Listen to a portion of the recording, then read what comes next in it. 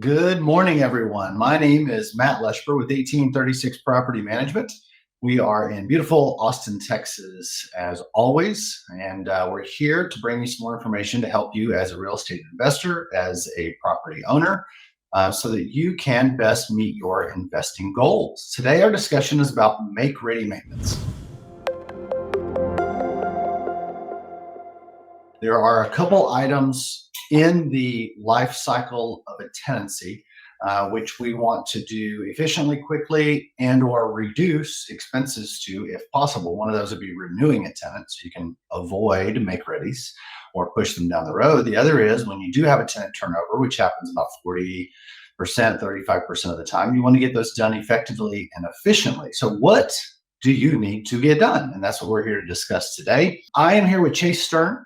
He is with Solutions MPS.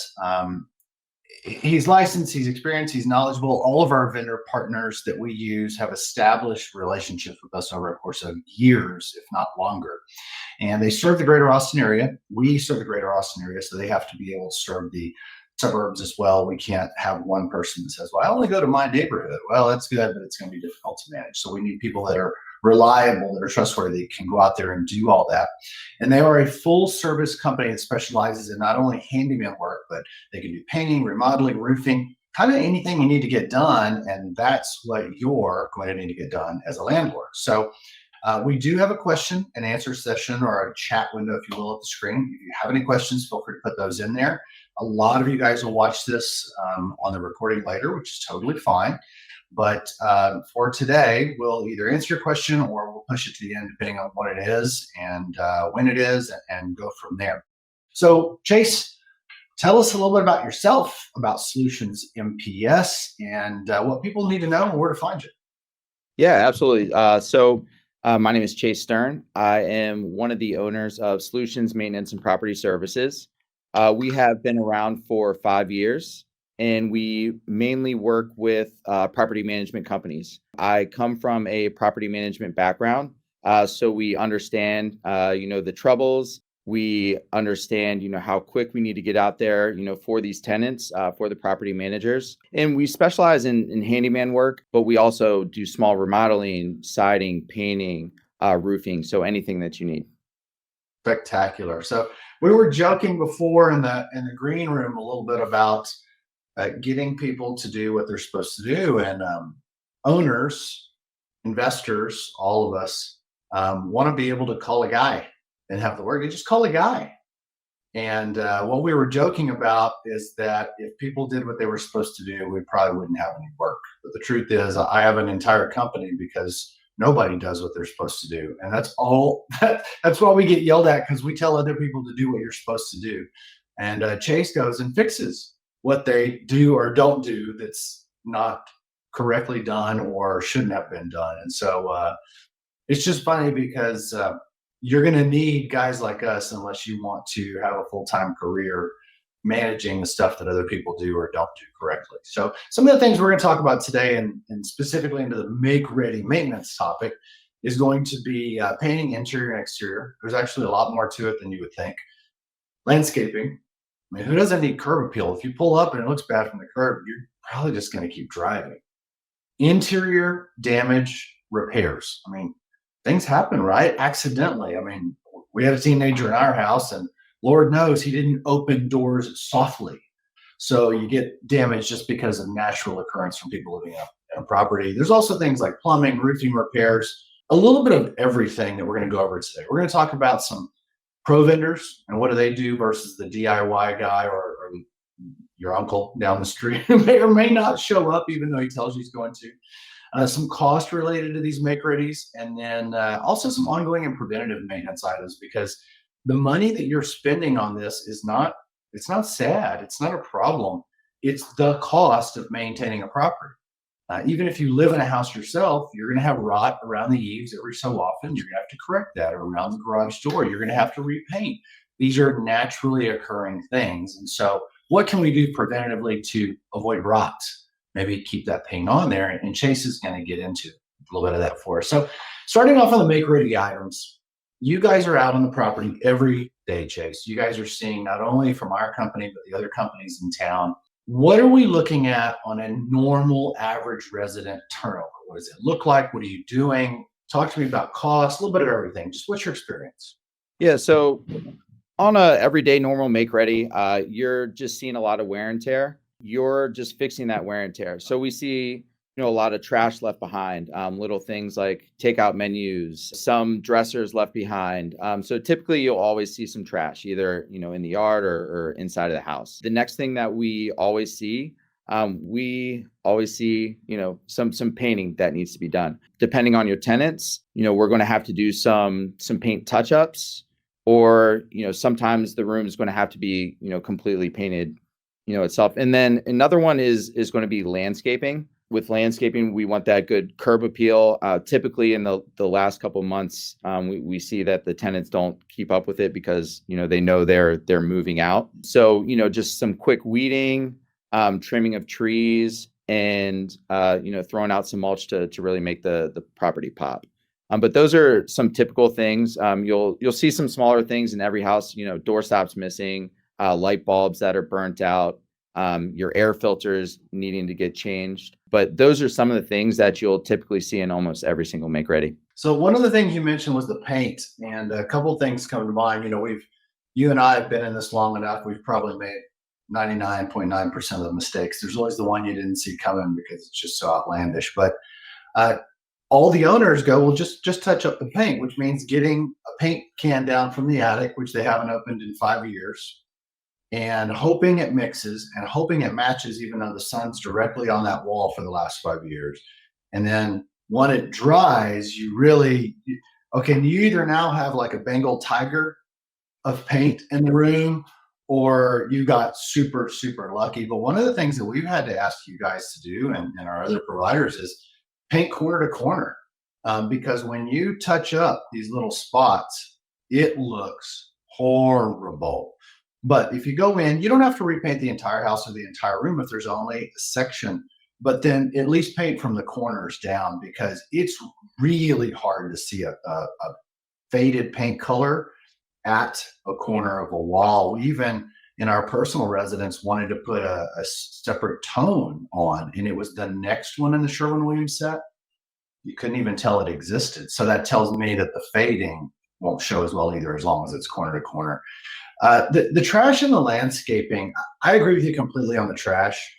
No tenant has a U-Haul and wishes to make multiple trips to the dump. So they're honestly more willing to let you take it out of the deposit and throw the stuff away for them. They don't want to pay you, but they're going to pay somebody to do this, or they're going to have to suffer to do it, and they don't.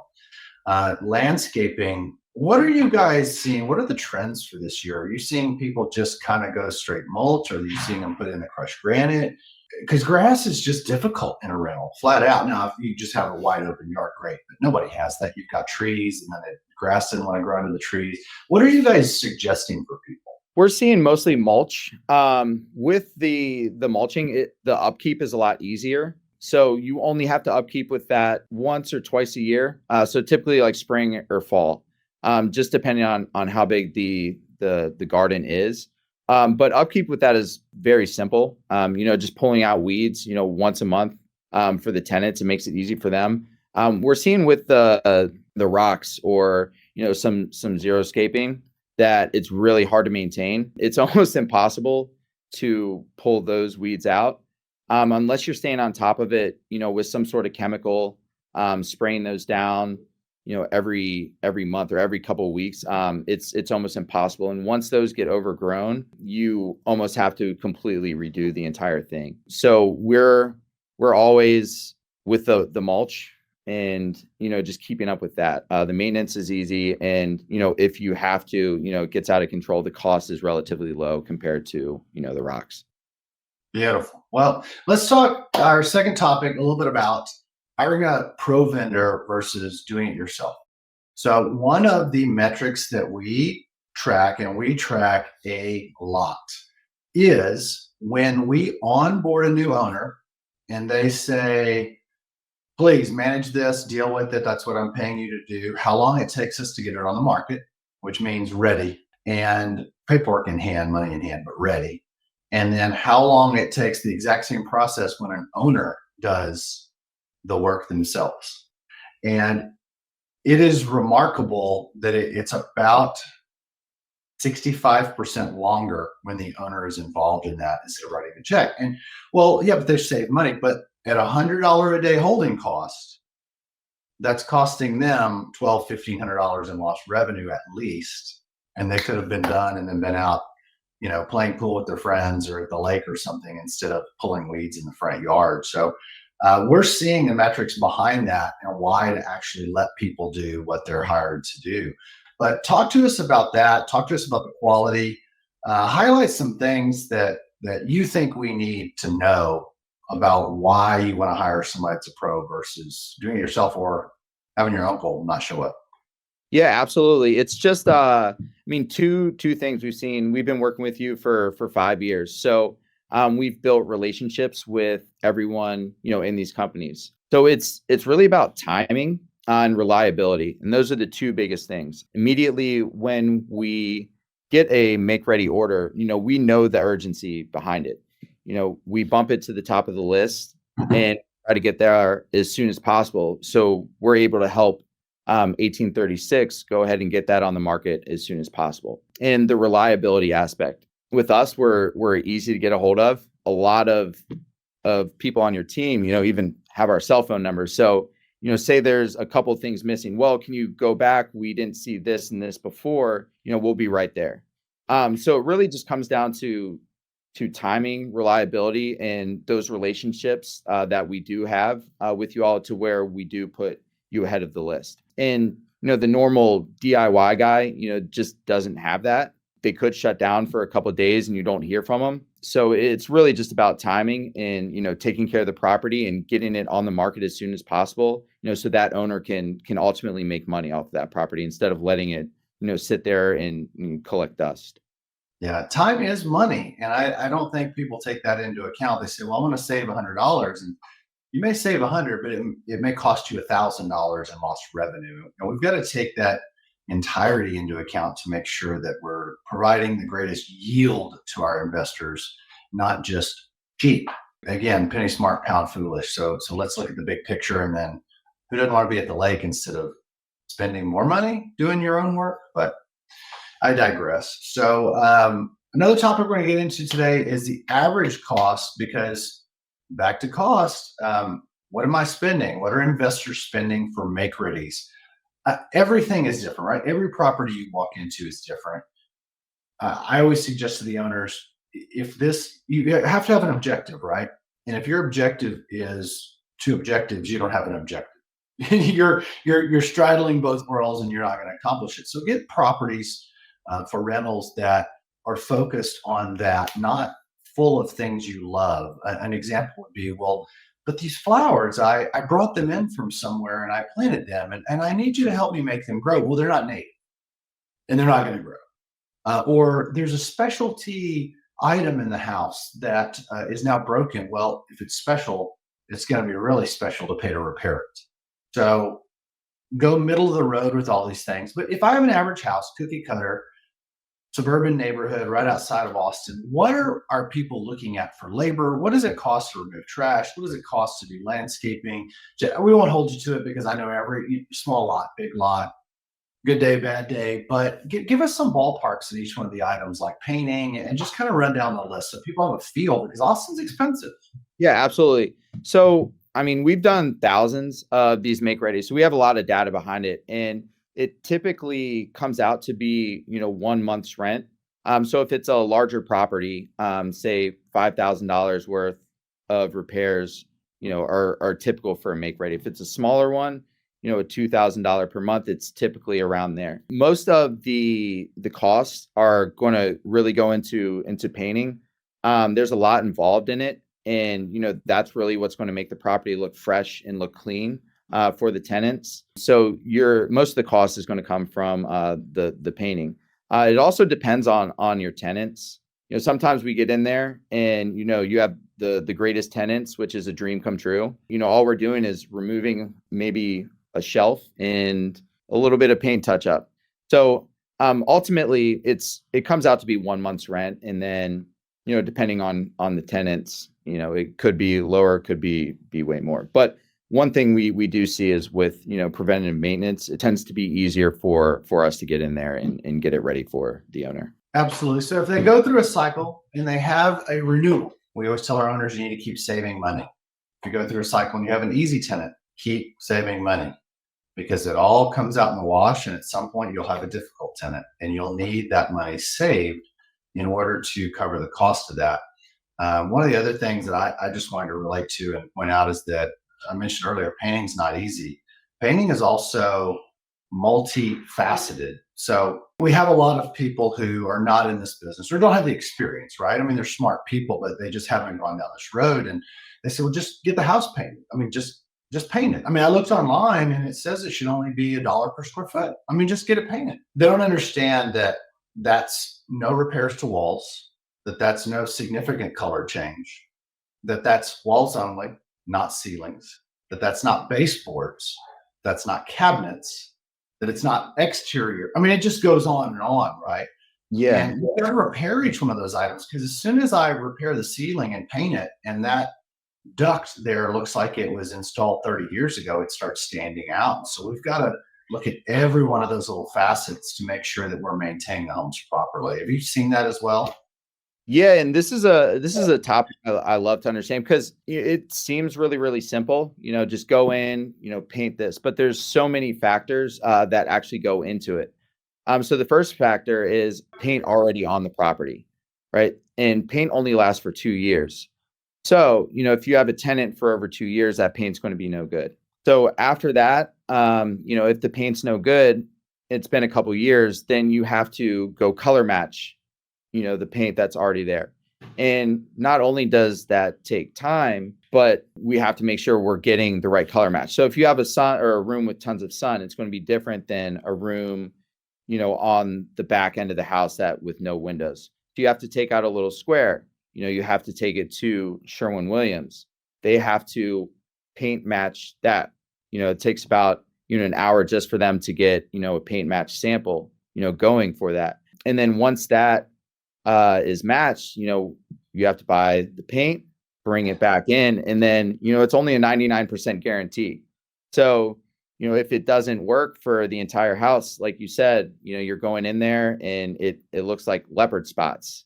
So, and then it turns into a corner to corner. So it's really a difficult kind of process with paint. Every house is different, but it's never as easy as, just go in and, paint this and, just cover up the spots, because it never turns into that. But it's a lot more involved process than, what it really seems to be. Taping it off as well is a lot more labor, because you may be willing to spill paint on your carpet, but we can't do that. So that house, and if there's stuff in it, it all has to be taped off. I love spraying walls because it's more efficient, but that means you've got to tape them 5 times better. So there is no easy way on this. And if there's one piece of advice I would give to people, it would be to stop Googling what painting costs are in your area, because it's just so different than the real application. And Google's doing their best to give you an answer, but that answer just doesn't have the context of the complexity of the issue, even if it's just painting. It's really that varied. Well, what have we got left today? We've got a little bit to talk about ongoing and preventative maintenance. So normal wear and tear by state law is the owner's responsibility. So if you've got a family, which is protected by federal law, right? We don't discriminate against families, and they've got kids, and those kids touch the wall, but that's normal wear and tear. That is the owner's responsibility. So that's not going to come out of the deposit. That's going to come out of that money we've been telling you to save. So what can owners do to prevent things? What can owners do to save enough, to reduce cost during turnover? What do you suggest? So what I see, just when we're going into these homes while tenants are in there, is that the owners that are diligently accepting these approvals for the maintenance needs and keeping up with them, those generally tend to be the houses that turn over the best. I always say if you have a tenant that is, really taking care of your house and letting you know about these small to medium sized issues that are going on, they're really helping you. It might seem like an annoyance, but they're really just taking care of your property. And if you kind of show that you care about it, then they tend to care about it more. And then in the end, in the turnover, those tend to be the easy turnovers to where, we're just going in, all the trash is out, we're doing a couple paint touch-ups, maybe a couple door stops, and it's back on the market in a couple of days. But that's typically the ongoing maintenance. If you care, then they seem to care as well. One of my personal rental properties I bought with the tenant in place, the house could have been in better condition, but the tenants have been there forever. And the tenants have stayed, and it's been years. That one scares me more than all the rest of them combined, because whether they pay their rent on time, whether they're great people, that's all fine. But there's stuff going on in that property, and we walk it, but there's always something under the rug you didn't see, or a little water leak here, but it's been a little water leak for 10 years. So I know when that thing turns over, I better have some money saved up to really do some work, even if they're great people, because they haven't complained. They won't put in maintenance requests. And I agree with you. The others are annoying, when they're nitpicking everything, because it makes you feel as if your property's imperfect. But the truth is, you need to know, because if you were living and there's an owner, you'd be fixing all those little things as they came up. Just on the weekend, every weekend, you would do this, or get a washer or get a hose, or and if you're not hearing about it, it still needs to be done, but nobody's speaking about it. So I love the concept of taking care of these properties over time meticulously, so you're not running into what I'm going to have coming my way, and those guys finally decide they don't want to renew for us. Well, Chase, it's we're coming down to the end of our time today. It's spectacular to see you guys, whether it's in the hallway at the office, whether it's on these webinars or anything else. We really appreciate you guys and our other preferred vendors joining us, because you guys are the experts in the field. There's just no way to Google and have the knowledge that you gain by being out there, boots on the ground every day, and hearing it from you guys directly. So tell us a little bit, is there anything else we missed today that you want to share with the audience about yourself, your team, your products? We need to make sure that they know how to get a hold of you. I'm going to put a link to your website right now in the chat. So if anybody wants to get a hold of you, they can do that. What are we missing though? No, I think we nailed everything today on your typical make ready, things that you'll be seeing on the typical make ready, costs, kind of the time and effort that you can put into your property so that it makes it easier to turn the property. If you want to check us out, we offer a handyman on demand program, so we can stop by the property and do some of these little kind of nuances to keep that property up to date while your tenants are there on site. But besides that, I think we covered everything that we need to. It's not much, but it is very important. Yeah, spectacular. And you don't have to be a property management company with volume under you to reach out to these guys at Solutions MPS. They're happy to talk to you, help you. One of the things that I think a lot of us do that are going to be here permanently is we help people. We actually will answer questions or respond to people in our community, because we're going to be here, and that's part of being a integral part of the community, is treating everybody that way. So I'm going to pop an answer up now. But if you guys have questions or comments to us, please don't hesitate to reach out to us as well.